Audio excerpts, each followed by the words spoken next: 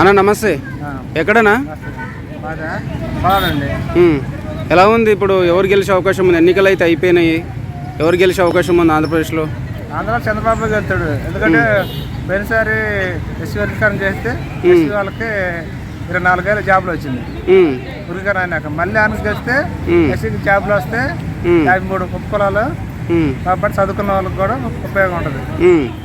అంటే ఇప్పుడు ఎన్నికల తర్వాత అల్లర్లు జరుగుతున్నాయి. ఈ అల్లర్లు వెనక ఎవరున్నారు అనుకుంటారు?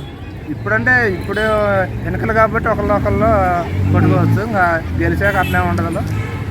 వాళ్ళే అంటే రాష్ట్రంలో చంద్రబాబు నాయుడు గారు లేరు, జగన్ గారు లేరు, లోకేష్ గారు లేరు. ఎవరున్నారు ఈ అల్లర్లు వెనక అంటారు? ఈ అల్లర్లు ఇంకా వాళ్ళ పాత కష్టాలే ఇప్పుడు. అంటే చాలా ఈవీఎంలు కూడా ధ్వంసం అయిపోయింది. రీపోలింగ్ అది కొంతమంది దొంగోట్లు వేస్తారని పగలు కొట్టారు.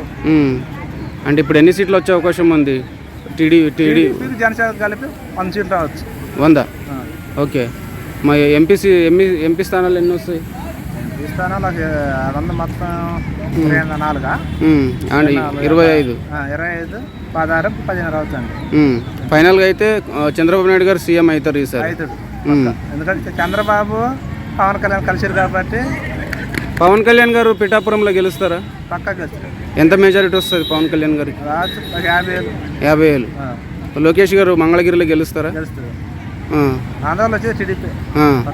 సెంట్రల్లో ఎవరు వస్తారంటారు? సెంట్రల్లో బీజేపీ అంటారు. బీజేపీ. అంటే చంద్రబాబు నాయుడు గారు సీఎం అయితే డెవలప్మెంట్ అవుతుంది అనుకుంటారా? ఇంతకుముందు అమరావతి రాజధాని చేశారు.